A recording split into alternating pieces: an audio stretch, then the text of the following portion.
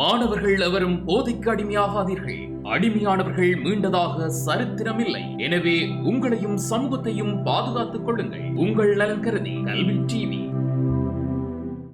தரம் 6 மாணவர்களுக்கான சங்கீத பாட வகுப்பில் உங்களை சந்திப்பதில் மகிழ்ச்சி அடைகின்றேன். வணக்கம் மாணவர்களே. நாங்கள் போன வகுப்பிலே சிறுவர் பாடல் பற்றி நாங்கள் பார்த்தோம். இன்றைய வகுப்பிலே தேசிய கீதம் பற்றி நாங்கள் பார்க்க போகின்றோம். உங்களுக்கு தேசிய கீதம் இங்கு காட்டப்பட்டுள்ளது. தேசிய கீதம் என்றால் ஒரு நாட்டின் சிறப்பு,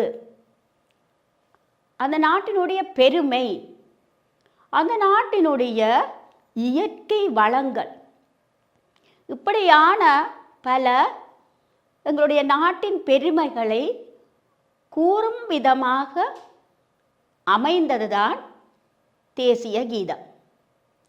இந்த தேசிய கீதம் எளிமையான ஒரு நடையிலையும் இனிமையான இசையிலையும் எல்லோராலும் பாடக்கூடிய ஒரு தாள நடையிலும் அமைக்கப்பட்டிருக்கும். இந்த தேசிய கீதம் நாங்கள் எந்த சந்தர்ப்பத்தில் பாடப்படுகின்றோம் என்பதை நாங்கள் கவனிப்போமாயின், இந்த தேசிய கீதம்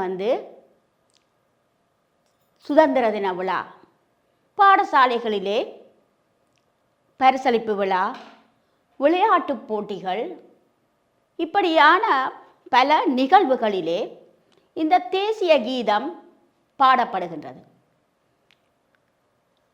இந்த தேசிய கீதத்தின் சிறு பகுதியை நான் உங்களுக்கு பாடி காட்டுகின்றேன். அந்த சிறு பகுதியிலே பாருங்கள், எவ்வகையான சில கருத்துக்கள் அங்கே காணப்படுகின்றது என்று. ஸ்ரீலங்கா தாயே நம் ஸ்ரீலங்கா, நமோ நமோ நமோ நமோ தாயே. நல்லலில் பொலி சீரணி நலங்கள் யாவும் நிறைவான் மணிலங்கா. ஞாலம் புகழ வள வயல் நதி மலை மலர் நறுந்தோலை கொல்லங்கா. பார்த்தீர்கள் என்றால் இப்படியான சிறப்புகளும் இயற்கை வளங்களையும் சேர்த்த ஒரு கருத்துள்ள ஒரு பாடலாகத்தான் இந்த தேசிய கீதம் அமைக்கப்படுகின்றது. இந்த தேசிய கீதத்திலே 29 வரிகள் காணப்படுகின்றது. பிள்ளைகளே, இந்த தேசிய கீதத்திலே நீங்கள் பார்த்தீர்கள் என்றால் 29 வரிகள் காணப்படுகின்றது. அடுத்ததாக இந்த தேசிய கீதத்தை சிங்கள மொழியிலே கலாசூரி ஆனந்த சமரகோன் என்பவர் சிங்கள மொழியிலே இந்த தேசிய கீதத்தை அமைத்தார்.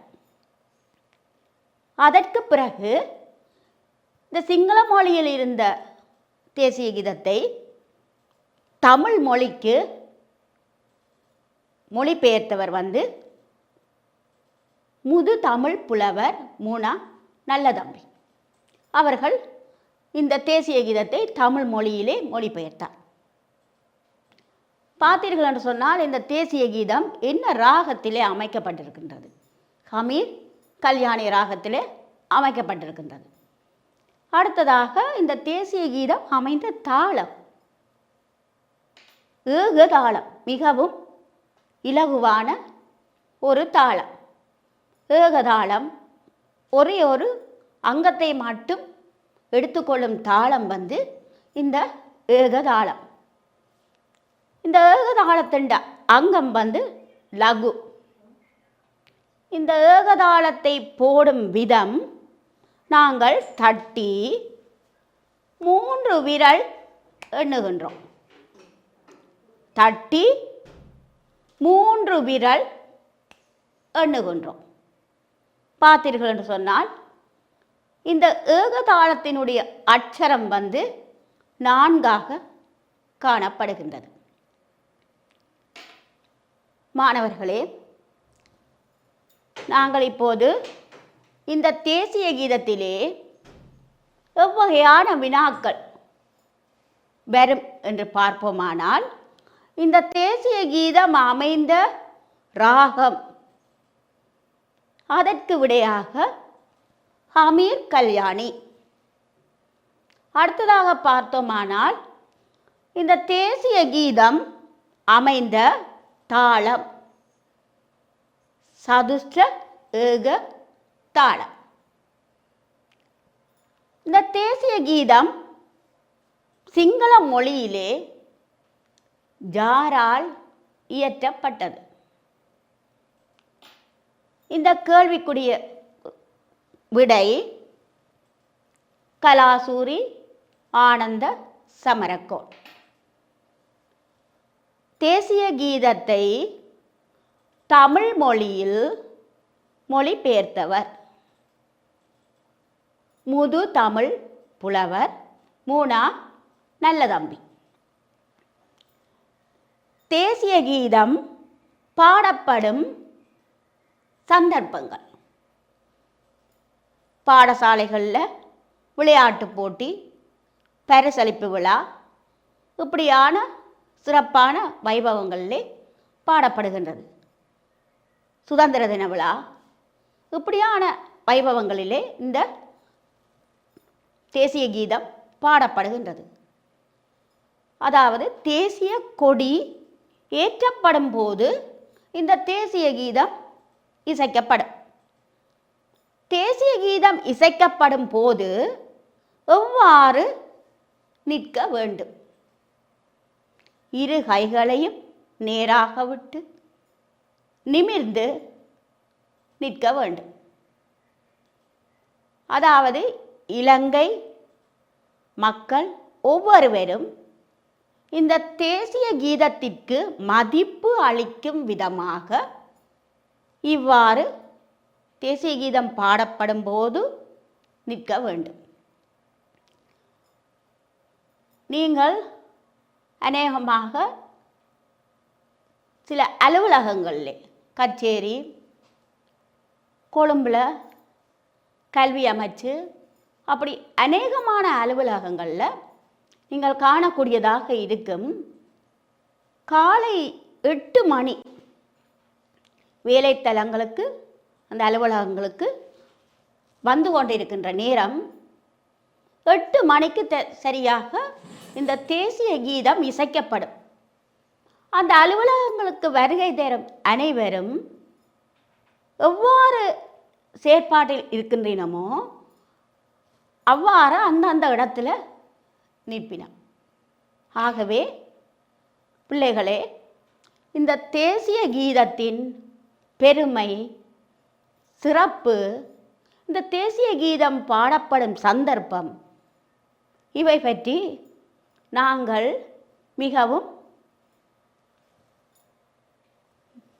சரியான முறையிலே கவனித்து கொள்ள வேண்டும். ஏனென்றால் இந்த தேசிய கீதம் நாட்டின் மிக முக்கியமான ஒரு பாடலாக காணப்படுகின்றது.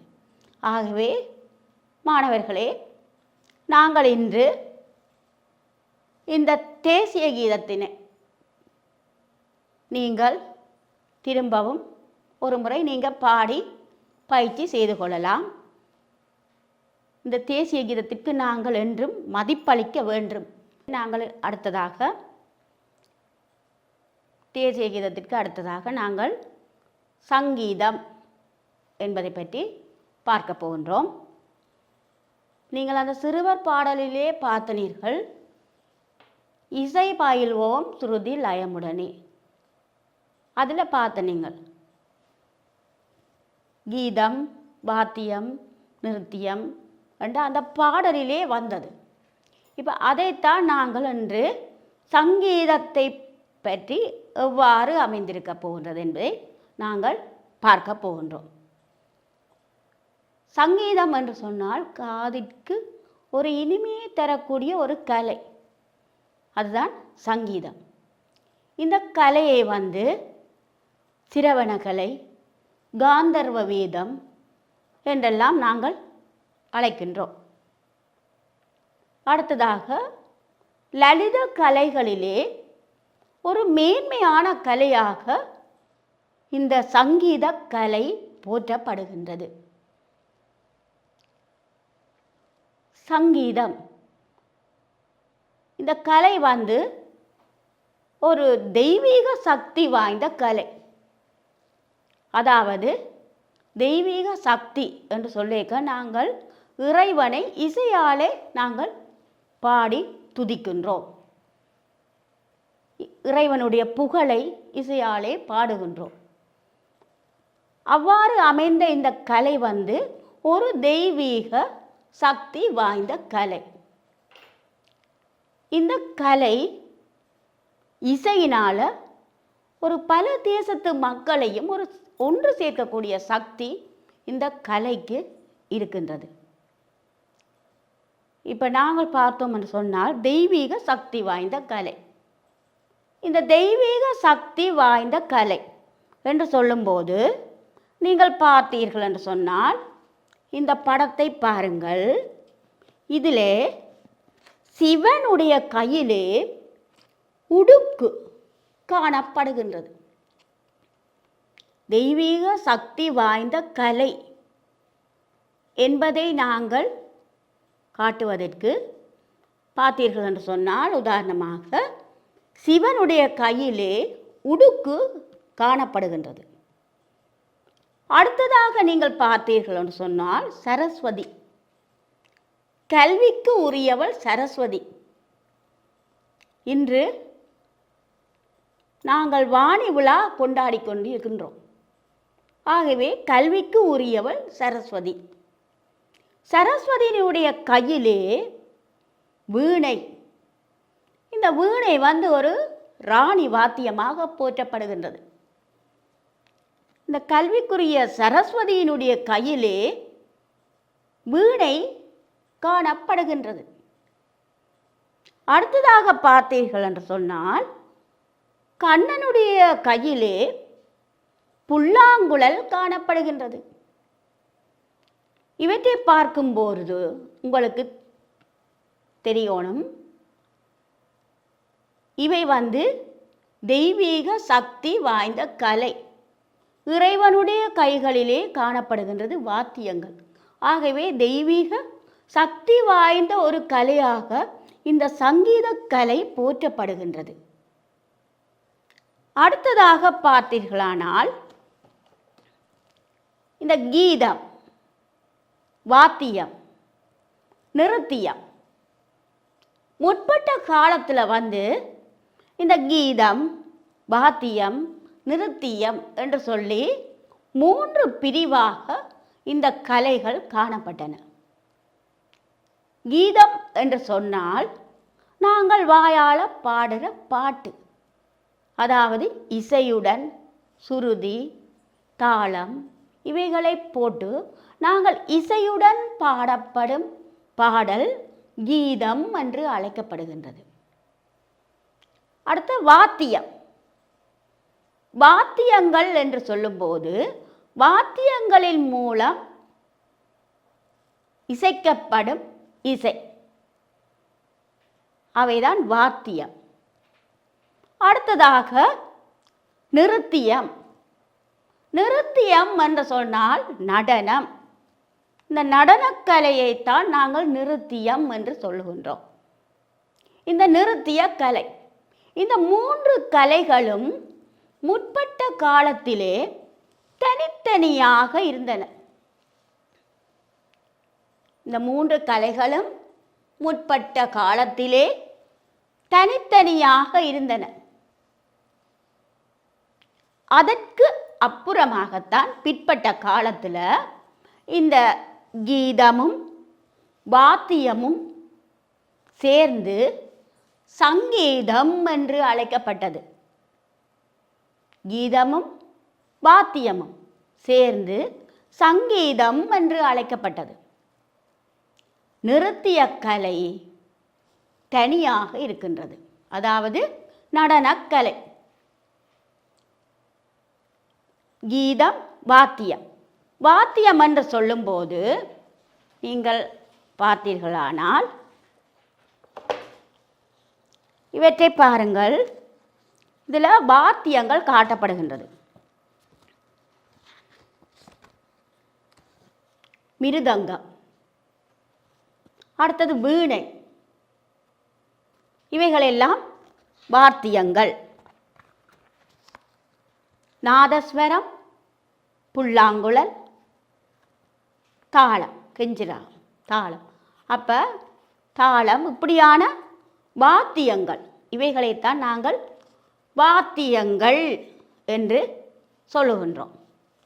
அடுத்த நிருத்தியம், நடனக்கலை, நடனங்கள், பலதரப்பட்ட நடனங்கள், இவை நிருத்தியம் என்று அழைக்கப்படுகின்றது. அப்போ கீதம் நாங்கள் வாயால் பாடுகின்ற பாடல்கள் கீதம்.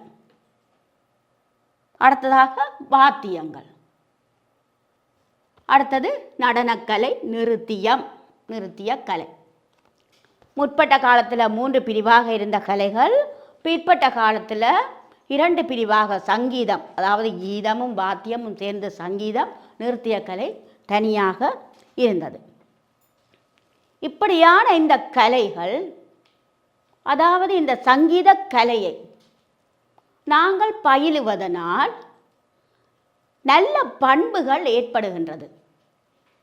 அதாவது அன்பு, ஒருவரை ஒருவர் நேசிப்பது அன்பு, அடக்கம், பெரியோர்களை மதித்தல், நாங்கள் கதைக்கும் போதோ பழகும் போதோ மற்றவர்களை மதித்தல். அடுத்தது அன்பு, அடக்கம், பக்தி. பக்தி என்பது இறைவன் மீது நாம் கொள்ளும் பக்தி. மன திருப்தி, நாங்கள் கிடைப்பதை கொண்டு மன திருப்தி அடைதல், மன திருப்தி. நல்ல ஒழுக்கங்கள். இந்த சங்கீத கலையை நாங்கள் பயிலுவதனால அன்பு, அடக்கம், பக்தி, மன திருப்தி, சாந்தி முதலிய எப்படியான நற்பண்புகள் வளர்க்கப்படுகின்றன. இந்த சங்கீத கலை பற்றி நாங்கள் இப்பொழுது விளக்கமாக பார்த்தோம். கேள்விகள், இந்த சங்கீத என்ற பாடத்திலே உங்களுக்கு வினாக்கள் வருவதாக இருந்தால் சங்கீதத்திற்கு வழங்கப்படும் வேறு பெயர்கள்: சிரவணக்கலை, காந்தர்வ வேதம். அடுத்ததாக லலித கலைகளிலே சிறப்பு மிக்க கலை சங்கீதம். சங்கீதம் முற்பட்ட காலத்திலே எத்தனை பிரிவாக காணப்பட்டது? அப்பிரிவுகள் எவை? 3 பிரிவாக காணப்பட்டது. பிரிவுகள் கீதம், வாத்தியம், நிருத்தியம். சங்கீதக்கலை பிற்பட்ட காலத்திலே எவ்வாறு அமைந்தது? கீதமும் வாத்தியமும் சேர்ந்து சங்கீதம் என்று அழைக்கப்பட்டது. நிருத்தியக்கலை, அதாவது நடனக்கலை தனியாக இருந்தது. சங்கீத கலையை பயிலுவதனால் எவ்வகையான நற்பண்புகள் ஏற்படுகின்றன? அன்பு, அடக்கம், மன திருப்தி, நல்ல ஒழுக்கம், சாந்தி முதலிய நற்பண்புகள் ஏற்படுகின்றன. மாணவர்களே, நாங்கள் இப்போது இந்த சங்கீதக்கலை பற்றி பார்த்தோம். தெய்வீக சக்தி வாய்ந்த கலை. தெய்வீக சக்தி வாய்ந்த கலைக்கு உதாரணம் என்று வினா வரும்போது நான் காட்டினது போல் சிவன் கையில் உடுக்கு, சரஸ்வதி கையில் வீணை, கண்ணன் கையில் புல்லாங்குழல். அதாவது தெய்வீக சக்தி வாய்ந்த கலைக்கு உதாரணம். நாங்கள் இப்போது இந்த சங்கீத கலை பற்றி பார்த்தோம் மாணவர்களே. இந்த சங்கீத பற்றிய விடயத்தினை நாங்கள் நிறைவிற்கு கொண்டு வந்து அடுத்ததாக நாங்கள் நாதம் பற்றி பார்க்க உள்ளோம். நாங்கள் அடுத்ததாக இப்போது நாதம் என்பது பற்றி பார்க்க போகின்றோம். காதிற்கு இனிமையை தரும்படியான ஒரு ஒலிதான் நாதம். இந்த நாதத்தில் இருந்துதான் சுருதி உருவாகின்றது. இந்த சுருதியில் இருந்து ஸ்வரங்கள், அதாவது நாதத்தில் இருந்து சுருதி, சுருதியில் இருந்து ஸ்வரங்கள், ஸ்வரங்களில் இருந்து ராகங்கள் பிறக்கின்றன. அப்போ அந்த இனிமையான நாதத்தில் இருந்து தான் சுருதி. நாங்கள் பாடும்போது சுருதியுடன் பாட வேண்டும். ஸ்வரம், ஸ்வரங்களை கவனித்துத்தான் நாங்கள் பாடல்களை பாடுகின்றோம். அடுத்தது ராகங்கள். இந்த ஸ்வரங்கள் சேர்ந்து ராகங்கள் உருவாகின்றன. நாதம் வந்து 2 வகையாக பிரிக்கப்படுகின்றது. ஒன்று வந்து ஆகத நாதம், அடுத்தது வந்து அநாகத நாதம். பார்த்தீர்கள் என்று சொன்னால் நாதம் 2 வகையாக பிரிக்கப்பட்டிருக்கின்றது. ஆகத நாதம், அநாகத நாதம். ஆகத நாதம் என்று சொல்லும்போது, ஆகத நாதம் நாம் பாடும் சங்கீதம், வாத்தியங்களில் வாசிக்கப்படும் சங்கீதம். இப்போ நாம் பாடும் சங்கீதம் என்று சொல்லும்போது நாங்கள் பாடல்களை பாடுகின்றோம். இசை பயில்வோம் என்னும் பாடல்களை பார்த்தோம். அந்த இசை பயில்வோம் பாடல்கள், இந்த தேசிய கீதம் பாடல், இப்படியாக நிறைய பாடல்கள், அந்த நாம் பாடும் பாடல்கள். அடுத்ததாக வாத்தியங்களில் வாசிக்கப்படும் இசை. இவை அனைத்தும் அதாவது மனிதனுடைய முயற்சியினால் ஏற்படும் நாதம். அவைதான் ஆகத நாதம். மனிதனுடைய முயற்சியினால் ஏற்படும் நாதம்தான் ஆகத நாதம். மனிதனுடைய முயற்சி என்று சொல்லும்போது நாம் பாடும் சங்கீதம், வாத்தியங்களில் வாசிக்கப்படும் சங்கீதம். பார்த்தீங்கன்னா இப்படியான வாத்தியங்கள்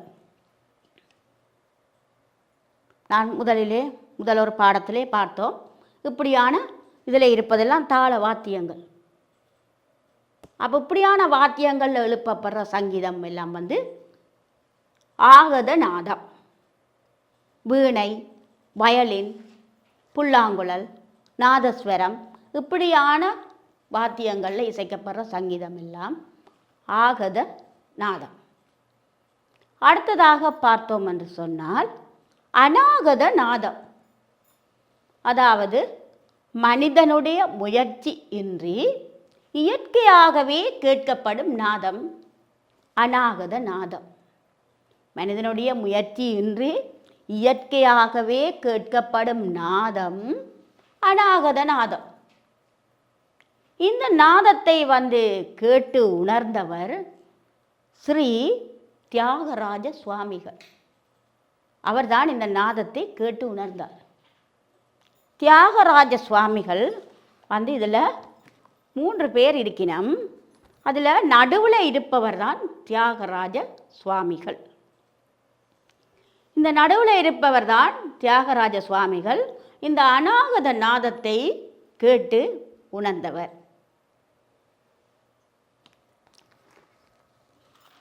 இப்பொழுது நாங்கள் இந்த நாதம் பற்றிய வினாக்களை பார்த்தோம் என்று சொன்னால் நாதம் என்றால் என்ன? காதிற்கு இனிமையை தரும்படியான ஒளிதான் நாதம். அடுத்ததாக பார்த்தோம் என்றால் நாதம் எத்தனை வகைப்படும்? 2 வகைப்படும். 2 நாதங்களின் பெயர்களும் ஆகத நாதம், அநாகத நாதம். ஆகத நாதம் என்றால் என்ன? மனிதனுடைய முயற்சியினால் ஏற்படுகின்ற நாதம் ஆகத நாதம். ஆகத நாதத்திற்கு உதாரணம் நாம் பாடும் சங்கீதம், வாத்தியங்களில் வாசிக்கப்படும் சங்கீதம். அடுத்த வினா, அநாகத நாதம் என்றால் என்ன? மனிதனுடைய முயற்சி இன்றி இயற்கையாகவே கேட்கப்படும் நாதம் அநாகத நாதம். அதாவது மனிதனுடைய முயற்சியின்றி இயற்கையாகவே கேட்கப்படும் நாதம் தான் அநாகத நாதம். இந்த அநாகத நாதத்தை சாதாரணமான மக்களால் கேட்க முடியாது. இந்த அநாகத நாதத்தை யோகிகளால் தான் கேட்க முடியும். அந்த நாதத்தை கேட்டு உணர்ந்தவர் தான் ஆறு? ஸ்ரீ தியாகராஜ சுவாமிகள். அப்போ அநாகத நாதத்தை கேட்டு உணர்ந்த நாத யோகி யார் என்றால் உங்களுக்கு தெரிய வேண்டும், ஸ்ரீ தியாகராஜ சுவாமிகள். இப்பொழுது நாங்கள் சங்கீதம், அடுத்ததாக நாதம் பார்த்தோம். நாதம் என்ற பாடத்தை நிறைவு செய்து கொண்டு அடுத்ததாக நாங்கள் சுருதி என்பது பற்றி பார்க்க உள்ளோம். மாணவர்களே, நாங்கள் சுருதி பற்றி பார்க்க போகின்றோம். சுருதி, இதில் சுருதி பற்றி குறிப்பிடப்படுகின்றது. நீங்கள் உங்களுக்கு தேவையான சில விடயங்களை இதில் எடுத்துக்கொள்ளலாம்.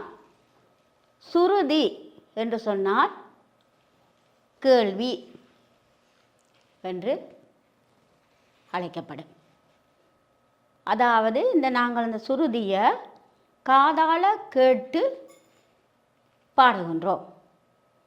நீங்கள் முதலிலே அந்த சிறுவர் பாடலிலே பார்த்தனீர்கள், சுருதி லயம் என்பது இசைக்கு முக்கியம் என்பதை அந்த பாடலின் மூலம் பார்த்தனீர்கள். சுருதி 2 வகைப்படும். அதற்கு முதல் இந்த சுருதி அலகு என்றும் கூறப்படுகின்றது தமிழ் இசையில். அதாவது இந்த சுருதியை நாங்கள் அளவிட்டு கூறுவதால் அதனை நாங்கள் அலகு என்று அழைக்கப்படுகின்றது. சுருதியை நாங்கள் பஞ்சம சுருதி, மத்திம சுருதி என்று அழைக்கின்றோம். அதாவது மாணவர்களே, பஞ்சம சுருதி பார்த்தோம். மத்திய ஸ்தாயி சட்ஜத்தை ஆதார சட்ஜமாக வைத்துக்கொண்டு பாடுவதுதான் பஞ்சம சுருதி. நாங்கள் பாடுகிறதெல்லாம் பஞ்சம சுருதி தான். அப்போ அந்த பஞ்சம சுருதி என்று சொன்னால் என்னென்ன ஸ்வரங்களை நாங்கள் அதில் பயன்படுத்துகின்றோம்? சா, பா, மேல் சட்ஜம். பார்த்தீர்கள் என்று சொன்னால் பஞ்சம சுருதி என்று சொல்லும்போது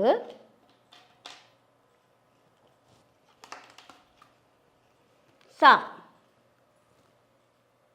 அடுத்ததாக பார்த்தீர்கள் என்று சொன்னால் பா, சா, பா. அடுத்ததாக மேல் சட்ஜம் சா, பா, சா. இறுதியாக மேல் சட்ஜம். இந்த 3 ஸ்வரங்களும் தான் பஞ்சம சுருதி என்று சொல்லப்படுகின்றது. சா பா சா. அடுத்ததாக பார்த்தீர்கள் என்று சொன்னால் மத்திம சுருதி. மத்திம சுருதி என்று சொல்லும்போது சா மா, அடுத்ததாக மேல் சட்ஜம் சா மா சா. இது மத்திம சுருதி. பஞ்சம சுருதி சா பா சா, மத்திம சுருதி சா மா சா. இறுதியாக வருவது மேல் சட்ஜம். சாக்கு மேலே புள்ளி காணப்படுகின்றது. இப்போ பார்த்தீர்கள் என்றால் மாணவர்களே, முதலாவது நாங்கள் பார்த்தோம் சுருதி. சுருதி 2 வகை என்று பார்த்தோம். அதாவது பாருங்கள், பஞ்சம சுருதி, மத்திம சுருதி. அதாவது சுருதி மாதா என்று அழைக்கப்படுகின்றது. அதாவது சுருதி தாய்க்கு சமனாக போற்றப்படுகின்றது. ஆகவே நாங்கள் சுருதியை மாதா என்று அழைக்கின்றோம். அதே மாதிரி லயம் பிதாவிற்கு சமனாக போற்றப்படுகின்றது. அப்போ நாங்கள் ஒரு பாடலை பாடும்போது எங்களுக்கு தாய் தந்தை எவ்வளவு முக்கியமோ அதே போல் எங்களுக்கு சுருதி, லயம் என்றால் தாளம், இந்த 2ம் முக்கியமாக நாங்கள் கவனிக்கப்பட வேண்டும். அவற்றைத்தான் நாங்கள் இங்கு பார்க்கின்றோம். அடுத்ததாக பார்த்தீர்கள் என்று சொன்னால் சுருதி. நாங்கள் சுருதிக்காக பயன்படுத்தப்படும் கருவி ஒன்று சுருதிப்பட்டி, அடுத்தது தம்புரா. இந்த சுருதி பெட்டி, சுருதி பாக்ஸ் என்று சொல்லப்படும் சுருதிப்பட்டி. இந்த சுருதிப்பட்டி பாருங்கள், இதுதான் சுருதி பெட்டி. இந்த சுருதிப்பட்டியில் திறந்தால் இதற்குள் 3 வட்டமாக 3 கட்டைகள், 4 கட்டைகள் இருக்கின்றன. இந்த 4 கட்டைகளிலும் நாங்கள் பஞ்சம சுருதி சேர்க்கும் போது சா பா சாவத்தான் நாங்கள் போடுவோம். இந்த சுருதிப்பட்டியில் துவாரங்கள் இடப்பட்டிருக்கின்றன. கவனியுங்கள், இந்த துவாரங்கள் அநேகமான மாணவர்களுக்கு சுருதி பாக்ஸ் போட தெரியாது. அதை விட சுருதி செட் பண்ணவும் தெரியாது. ஆகவே நாங்கள் 6ஆம் தரத்திலேயே இந்த சுருதிப்பட்டி என்றால் என்ன, சுருதி ஏன் இந்த சுருதி பாக்ஸ் பாவிக்கப்படுகின்றது என்று கவனத்தில் கொள்ள வேண்டும். பார்த்தீர்கள் என்று சொன்னால் இந்த சட்ஜம், அதாவது இந்த மத்தியஸ்தாய், இந்த சட்ஜம் இப்படி நீங்கள் வைத்திருக்கும் போது இடக்கை பக்கம் இந்த சட்ஜம் இருக்கு. இந்த சட்ஜத்திற்கு பக்கத்தில் மத்திமம் இருக்கு. மத்திமத்துக்கு பக்கத்தில் பஞ்சமம், பஞ்சமத்திற்கு பக்கத்தில் மேல் சட்ஜம் காணப்படுகின்றது. அப்போ நாங்கள் இந்த பஞ்சம சுருதியில் பாடும்போது இந்த மத்திமத்தை மூடி விடுவோம். ஏனென்றால் அந்த துவாரங்கள் இடப்பட்டிருக்கின்றது. அந்த மத்திமத்தை நாங்கள் மூடி விடுவோம். அப்போ பஞ்சம சுருதியில் பாடும்போது சா பா சா, அதாவது 4 கட்டையில் பாடும்போது சா பா சா ஒரே அளவில் அந்த துவாரங்கள் திறக்கப்பட்டிருக்கும். 5 கட்டையில் பாடுவதாக இருந்தால் 5 கட்டை அந்த சுருதிக்கு நேராக அந்த சா பா சா மேல் சட்ஜம் இந்த துவாரங்கள் திறக்கப்பட்டு இருக்கும், மத்திமம் மூடப்பட்டு இருக்கும். ஆகவே இதுதான் பஞ்சம சுருதியில் பாடும்போது நாங்கள் சுருதிகள் சரியாக வைத்துவிட்டு பாட வேண்டும். பாடினால்தான் அந்த பஞ்சம சுருதி, இதுதான் பஞ்சம சுருதி. அடுத்ததாக பார்த்தீர்கள் என்று சொன்னால் தம்புரா. இந்த சுருதிக்காக நாங்கள் தம்புராவையும் பயன்படுத்துகின்றோம். தம்புரா இவ்வாறான வடிவத்தில் காணப்படுகின்றது. பார்த்தீர்களானால் மாணவர்களே, இதுதான் தம்புரா. சுருதிக்காக பயன்படுத்தப்படும் வாத்தியம், தம்புரா 4 தந்திகள் காணப்படுகின்றது. அப்போ சுருதிக்காக பயன்படுத்தப்படும் வாத்தியம் ஒன்று சுருதிப்பட்டி, அடுத்தது தம்புரா. அதாவது இது ஒரு நரம்பு கருவி தம்புரா. இது சுருதிக்காக பயன்படுத்தப்படும் வாத்தியங்களில் ஒன்று. இப்பொழுது மாணவர்களே, நாங்கள் இவற்றில் எவ்வாறான வினாக்கள் வருகின்றன என்று பார்ப்போமானால், சுருதி. சுருதி என்றால் என்னென்று பார்க்க போகின்றோம். அதாவது சுருதி எத்தனை வகைப்படும், அவை எவை, இவற்றை நாங்கள் வினாக்களாக பார்த்தால், சுருதி எவ்வாறு அழைக்கப்படுகின்றது, அதாவது சுருதி வேறு எவ்வாறு அழைக்கப்படுகின்றது, கேள்வி என்று அழைக்கப்படுகின்றது. தமிழ் இசையில் எவ்வாறு அழைக்கப்படுகின்றது, அலகு, அதாவது அளவிட்டு கூறப்படுவதால் இதனை நாங்கள் அலகு என்று அழைக்கின்றோம். அடுத்ததாக இந்த சுருதி எத்தனை வகைப்படும். சுருதி எத்தனை வகைப்படும் என்றால் நீங்கள் பார்த்தீர்கள், சுருதி 2 வகைப்படும். அந்த 2 வகை எவை? பஞ்சம சுருதி, மத்திம சுருதி. பஞ்சம சுருதி என்றால் என்ன? மத்தியஸ்தாயி சட்ஜத்தை ஆதார சட்ஜமாக வைத்துக்கொண்டு பாடப்படுவதுதான் பஞ்சம சுருதி. சா, பா, மேல் சட்ஜம். அடுத்தது பார்த்தீர்கள் என்று சொன்னால் மத்திம சுருதி. மத்தியஸ்தாயி சட்ஜத்தை ஆதார சட்ஜமாக வைத்துக்கொண்டு பாடுவது, அதாவது சா, மா, மேல் சட்ஜம், அதுதான் மத்திம சுருதி. சுருதி கூட்டும் பஞ்சம சுருதியில் சுருதி கூட்டப்படும் ஸ்வரங்கள் எவை என்றால் சா, பா, சா. அதுதான் நான் காட்டினேன். சா, பா, சா. இவைதான் சுருதி, பஞ்சம சுருதி கூட்டப்படும் ஸ்வரங்கள். சா, பா, சா. ஆகவே மாணவர்களே, நாங்கள் இன்று தேசிய கீதம், சங்கீதம், நாதம், சுருதி இவை பற்றி பார்த்தோம். இவற்றில் சில ஆக்கங்களை கூட நான் உங்களுக்கு காட்டியிருந்தேன். நீங்களும் மாணவர்களே வீட்டில் இவ்வாறான இதெல்லாம் ஒரு கமுகம் பாலை ஒரு கழிவுப் பொருட்களில் செய்யப்பட்ட ஆக்கங்கள். இது ஒரு CD இதில் செய்யப்பட்ட ஆக்கங்கள். இப்படியான ஆக்கங்கள் மூலம்தான் இந்த கழிவுப் பொருட்கள் மூலங்களாக இவ்வாறான ஆக்கங்களை செய்யப்பட்டுள்ளது.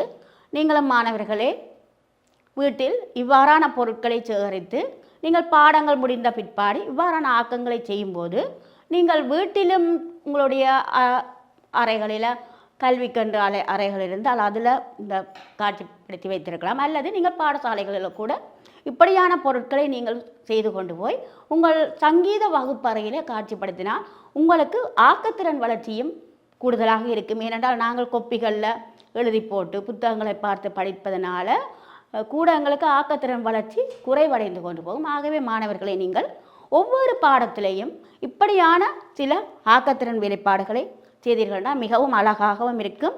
இதைவிட இன்னும் வித்தியாசமாக நீங்கள் செய்யலாம் என்பதை கூறிக்கொண்டு இன்றைய வகுப்பை நான் நிறைவிற்கு கொண்டு வருகின்றேன். வணக்கம், நன்றி மாணவர்களே. கல்வி டிவியில் புத்தம்புது நிகழ்ச்சிகளை உடனுக்குடன் பார்த்து மகிழ எமது Facebook மற்றும் YouTube பக்கத்தை லைக் செய்யுங்கள்.